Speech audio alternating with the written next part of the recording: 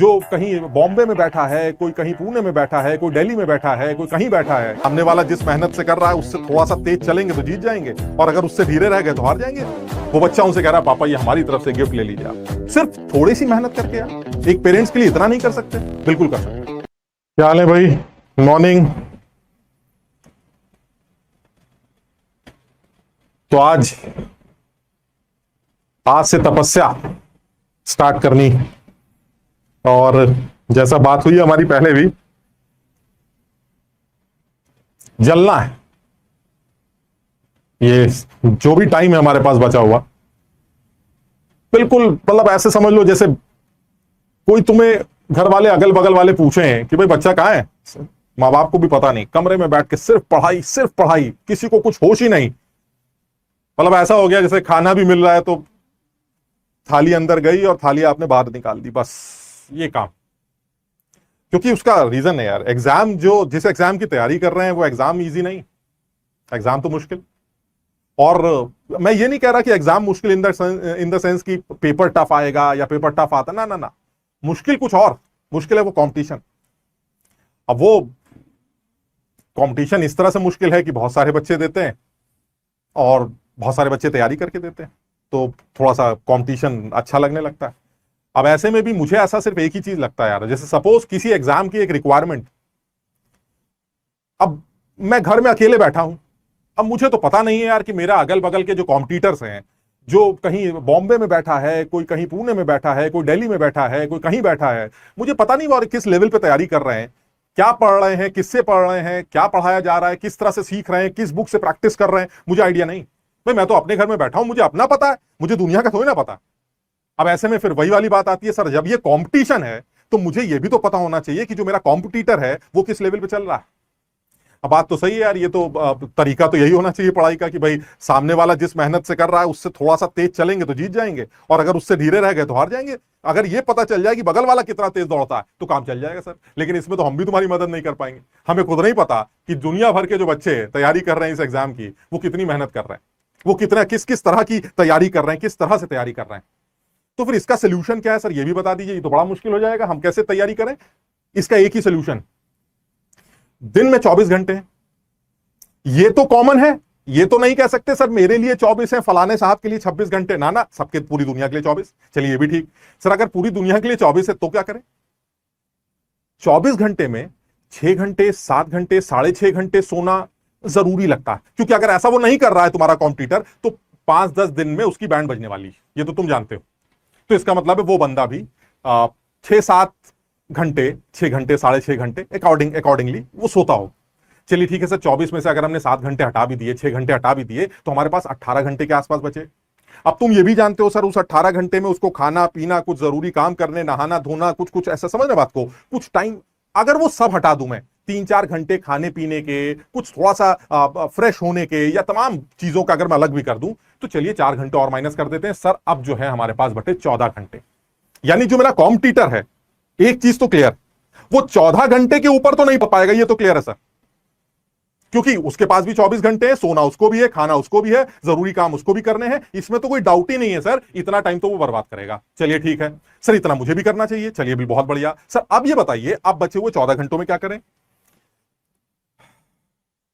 14 घंटे में अगर मैं ये कहूं कि तुम्हारे कॉम्पिटिटर्स जो अच्छी रैंक देने वाले, देखो मैं तो अच्छी रैंक की बात कर रहा हूं, प्लस सिलेक्शन की भी बात कर रहा हूं, जो अच्छी रैंक देने वाले हैं, अगर मैं उसको टारगेट बनाऊं, समझो बात, तो वो 14 घंटे में से 12 घंटे, 12.5 घंटे, 11 घंटे, 11.5 घंटे पढ़ता हो। और ये उसने शुरू कर दिया होगा, उसने वेट नहीं करेगा, वो जो रैंक देने जा रहा है ऊपर की, वो शुरू कर चुका है ये काम। वो तुम्हारा इंतजार नहीं करेगा कि जब लोग दौड़ना शुरू करेंगे तो हम भी दौड़ना शुरू करेंगे, ना ना ना, वो तो शुरू हो गया।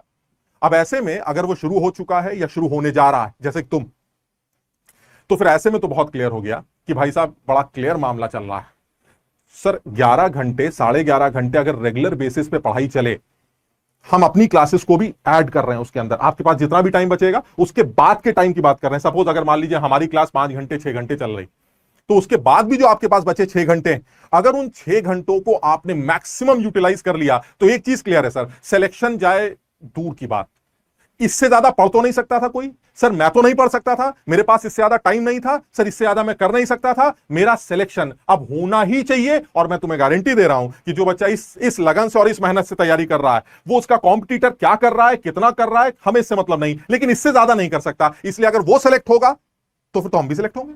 अगर वो टॉप रैंक देने जा रहा है तो फिर हम भी टॉप रैंक देने जा रहे हैं। और कहीं तुम्हारी तैयारी में कुछ कुछ बातें और मसाला आ जाए, समझ लो बात को, तो तुम्हारी रैंक में इतना इंप्रूवमेंट आ सकता है जो वो बच्चे सोच भी नहीं सकते। तो जैसे हम पहले भी बात कर चुके हैं, ये एक तपस्या है। इस तपस्या को आज से हमने शुरू किया है। ये तुम्हारी अकेले की तपस्या नहीं है यार, ये हमारे लिए भी एक टेस्ट है, ये तुम्हारे लिए भी एक टेस्ट है, ये तुम्हारे पेरेंट्स का एक टेस्ट है। हर आदमी अपना सहारा देगा। हम सिर्फ तुम्हारी मदद कर सकते हैं इन द टर्म्स की कुछ चीजें बता देंगे यार, कुछ पढ़ा देंगे हल्का हल्का सा। तुम्हें अपनी मेहनत करनी है, माँ बाप तुम्हें सहारा दे देंगे, जहां दिक्कत आए वो तुम्हें सपोर्ट करेंगे। बस अगर मिलजुल के हम तीनों ने ये कोशिश कर ली तो मुझे बिल्कुल पता है, ये हमारा अपना एक्सपीरियंस है। जितने टीचर्स यहां तुम्हें पढ़ा रहे हैं उन सबका अपना एक्सपीरियंस है। मेरी बात मानो, इसमें सिलेक्शन अच्छी रैंक से होना ही है, इसमें कहीं कोई दो राय है ही नहीं। बस यही है कि यार इसमें डरना नहीं, इसमें हारना नहीं यार। ये एक लंबा टाइम, ये ऐसा होता कोई मुझसे ये कहे कि सर जो है वो किसी तरह से जो है 2 दिन रात में जाग लेंगे, पढ़ाई कर लेंगे तो कुछ हो पाएगा। अगर कोई मुझसे ये कहे कि भाई 2 दिन रात में जागना है, पढ़ना है, तो शायद मैं ये सोच लूं कि ठीक है यार कर लेते हैं, 2 दिन की बात है, 2 दिन में क्या होता है, कर लेते हैं, उसमें क्या है। लेकिन सोचो अगर कोई तुमसे कहे ना ना ना 7-8 महीने 9 महीने लगातार बहुत मेहनत करनी है, कई बार तो रातें गुजरेंगी, पता भी नहीं चलेगा, ऐसे पढ़ाई पढ़ाई में निकल गया, ऐसे कुछ पता ही नहीं चला, ये मुश्किल काम है। इसलिए इसमें दिक्कतें आएंगी, इसमें बहुत ज्यादा टूटने के संभावनाएं हैं। लेकिन फिर वही है सर, सहारा देने के लिए तो हमारे माँ बाप, सहारा देने के लिए आप लोग। एक बार प्यार से देख लिया, हाथ फेर दिया सर पे, अबे दौड़ यार, फिर से दौड़ते हैं, देखा जाए, फिर दौड़ेंगे, फिर गिरेंगे, फिर दौड़ेंगे।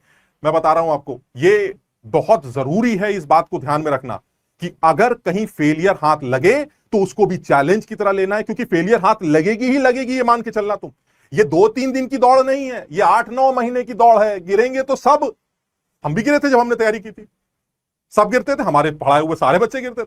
लेकिन ये वो गिर गए और उठे नहीं तो बर्बाद हो गए, और जो गिर के उठ के फिर दौड़े, फिर गिरे, फिर दौड़े, वो लास्ट में आके रिजल्ट लेके आया, सर ये देखिए हमारा रिजल्ट कितना बढ़िया, मजा आ गया। इसलिए मेरा सजेशन है, और ये पहली क्लास इसलिए तुम्हें ये बात समझा रहा हूं, मैं तुमसे जो एक्सपेक्ट करूंगा मैं वो भी बताऊंगा, और तुम हमसे जो एक्सपेक्ट करोगे वो तुम हमें बता ही रहे हो चैट पे, ठीक। मेरा एक सजेशन, जो तुमसे कहा जाए एक तो वो करना है ना, प्लस कोशिश करना अपने माइंड को डिस्ट्रैक्ट मत होने देना है। डिस्ट्रैक्शंस चारों तरफ हैं, उसको डिस्ट्रैक्ट मत होने देना, बिल्कुल डिस्ट्रैक्ट मत होने देना। ये तुम्हारी लाइफ का सवाल है। 8 महीने 9, दुनिया तुम्हें डिस्ट्रैक्ट करेगी, लेकिन ये 8-9 महीने तुम्हारे अपने। अगर तुमने लग के मेहनत कर ली, हमारा कहना मान लिया, जो कहा जाए वो कर लिया, तो बस आप समझ लीजिएगा कि आप अपने माँ बाप का सर फक्र से ऊंचा करने जा रहे हैं, इसमें कोई शक नहीं। मैं तो क्लास में पिछली बार भी बोल चुका हूं, मैं फिर बोल रहा हूं, 5-5 साल की जिंदगी अपने पेरेंट्स की उनके मुंह पे मारना, लो पापा 5 साल और जी लो, लो मम्मी 5 साल और जी लो।